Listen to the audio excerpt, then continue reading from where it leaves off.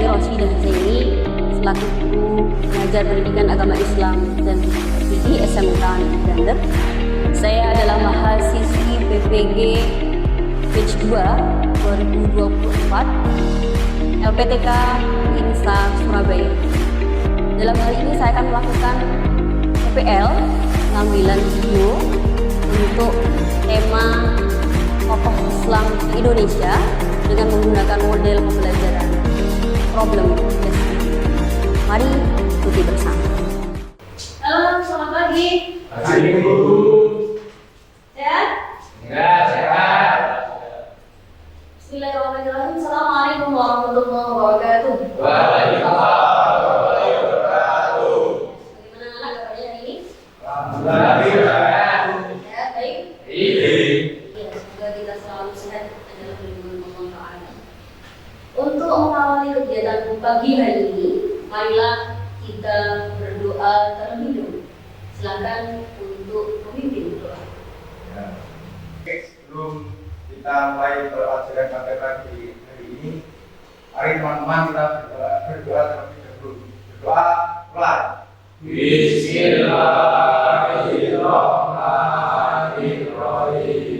Raditu billahi rabban wa bil Islam dinan wa bi Muhammadin nabiyyan wa rasulah. Rabbi zidni ilma warzuqni fahma. Amin ya rabbal alamin.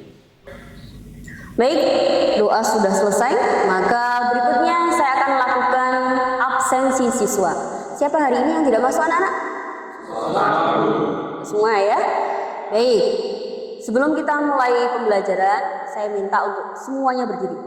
Saya akan cek kerapian kelas dan juga kalian. Oke, rapi? Semua siswa boleh duduk kembali. Terima kasih. Silakan anak-anak, karena sekarang membawa gadget, saya ingin melakukan asesmen diagnostik. Apa itu? Saya ingin mengukur kalian apakah hari ini siap betul mengikuti pembelajaran saya ataukah tidak. Siapkan gadgetnya sekarang, HP-nya dibuka.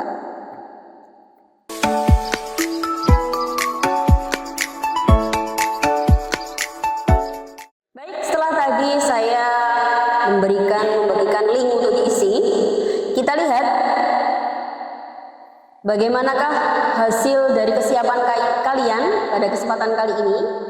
Maka kita akan mengetahui pembelajarannya ini. Siap? Semangat? Sangat siap. Baik, terima kasih anak-anak atas pemberian jawaban yang luar biasa. Kali ini kita akan belajar tentang tokoh Islam di Indonesia. Tokoh Islam di Indonesia. Kira-kira dengan tampilan yang saya berikan di slide ini, ada yang tahu siapa dia? Slide gambar ini merupakan tokoh Islam Indonesia, tokoh Islam Nusantara, yaitu Syekh Imam Nawawi Al-Bantani. Anak-anak tahu tidak motivasinya apa kira-kira? Kita kan belajar sejarah nantinya. Ada yang tahu nggak kalau kita belajar tentang pelajaran sejarah Islam? Kira-kira motivasi apa yang ingin kalian dapatkan dari materi kita kali ini? Ada yang bisa menjawab? Saya, Bu. Oke, baik. Sebagai bentuk nasionalisme. Betul sekali, Agil. Oke, baik. Yang lain? Bu, Baik, silakan Rifki disampaikan. untuk mengetahui peristiwa pada masa lalu, Bu. Ya, baik. Betul sekali. 2 jawaban. Semuanya betul. Untuk mengetahui peristiwa penting apa yang terjadi di masa lampau. Contoh kembali kepada paparan yang ada di slide video anak-anak. Ini adalah tokoh atau ulama Nusantara. Siapa namanya? Syekh Imam Siapa Ivan? Coba disebutkan. Oke, bagus sekali. Syekh Imam Nawawi Al-Bantani. Ini merupakan tokoh ulama. Tokoh ulama. Asalnya dari mana kira-kira? Belum tahu? Di minggu yang lalu sudah saya minta untuk melakukan literasi.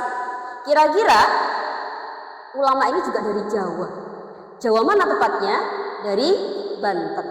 Jadi tokoh-tokoh ulama Nusantara itu di berbagai daerah ada yang sampai menjadi peradabannya dunia. Di antaranya yang kita ketahui bersama ini yaitu Syekh Imam Nawawi Al-Bantani.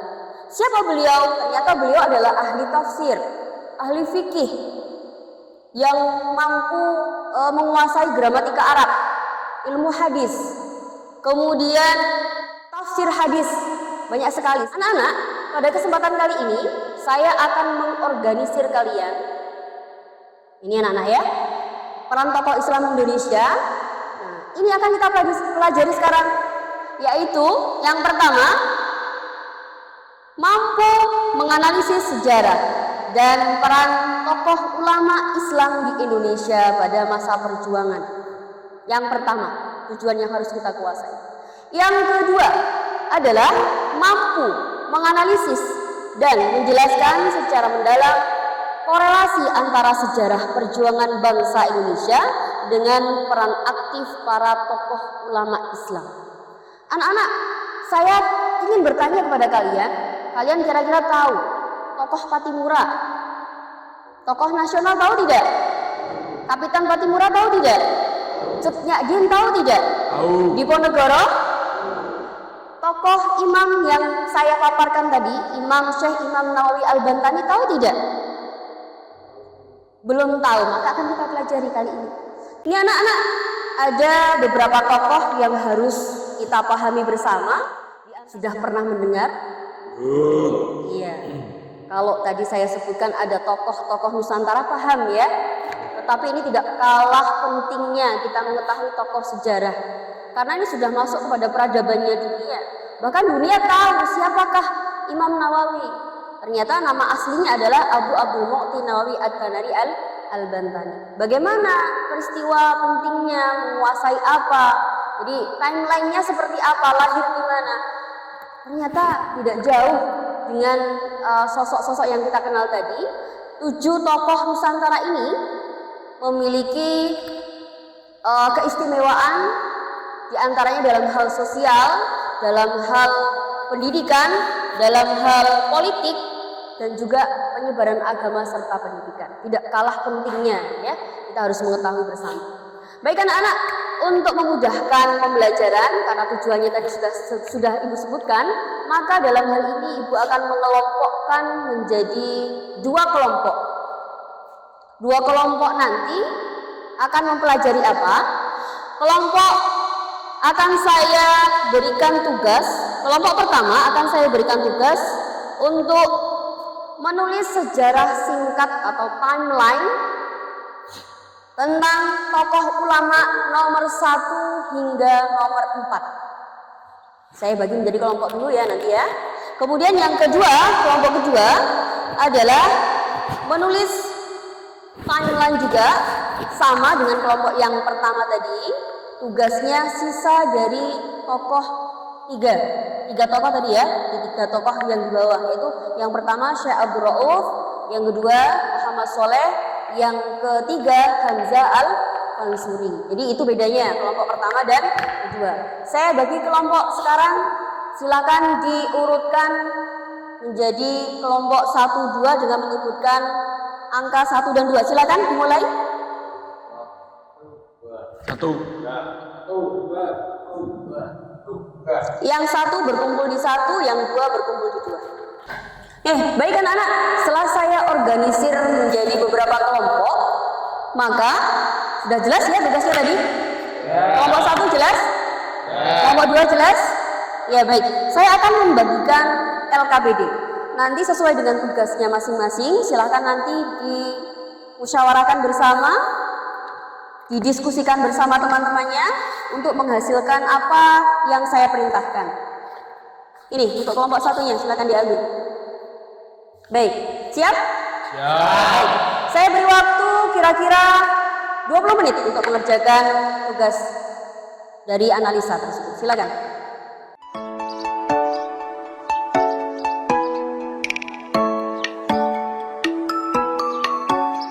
Baik, ada yang sudah selesai? Belum? Sudah. Baik, yang saya lihat kelompok 1. Sudah. Ya. Tokohnya siapa? Abu Abdul Muti Nawawi Al-Kanari Al-Bantani. Oke. Lahir dari mana? Lahir di mana? Banten. Banten. Dari Jawa berarti ya? Ya. Iya. Pada abad keberapa? Tolong dicari lagi timelinenya. Nanti ketika dipresentasikan biar tidak salah ya. Ya, Bu. Lanjutkan. Baik, ada yang sudah selesai? Kelompok berapa? Kelompok 1 sudah siap? Siap, kelompok 1? Siap. Sudah dilakukan penyelidikan tadi ya? Dalam materi? Oke, siap untuk dipresentasikan? Oke, baik. Kelompok 1 bisa ke depan untuk melakukan presentasi sekarang.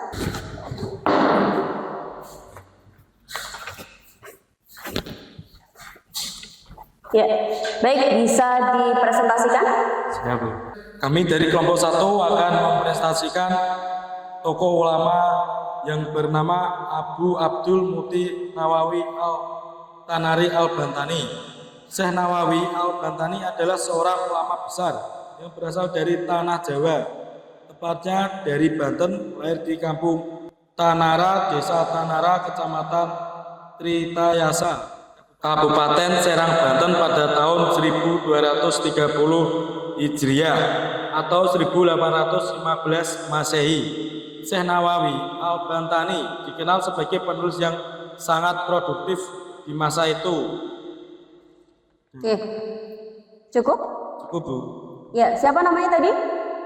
Syekh Abu Abdul Muti Nawawi Al-Tanari Al-Bantani. Iya, lahir pada tahun berapa? 1230. Iya, teman-teman agar tahu nantinya tentang siapa sih Syekh Abu Abdul Muti Nawawi At-Tanari Al-Bantani yang berasal dari Serang, Banten. dari Banten. Oke, terima kasih kelompok 1. Kita berikan aplaus anak-anak. Silakan boleh kembali ke tempat duduk. Baik, bagus sekali apa yang disampaikan oleh kelompok 1 tentang tokoh Islam Nusantara yang pertama.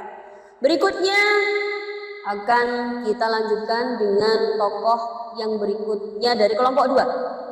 Silakan kelompok 2 untuk maju ke depan. Baik, terima kasih. Silakan duduk kembali. Baik anak-anak, terima kasih hari ini sudah melakukan presentasi dengan baik, baik kelompok 1 maupun kelompok 2 tentang tokoh Islam Nusantara. Sampai juga pada saatnya kita akan menutup pertemuan kali ini dengan melakukan kesimpulan dengan pembelajaran yang sudah kita pelajari kali ini.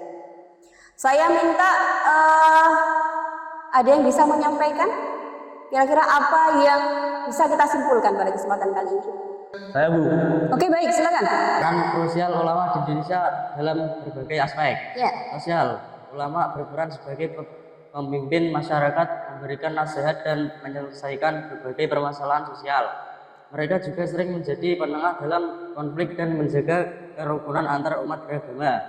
Politik, beberapa ulama terlibat aktif dalam politik, memberikan masukan kepada penguasa dan bahkan memimpin pemerintahan.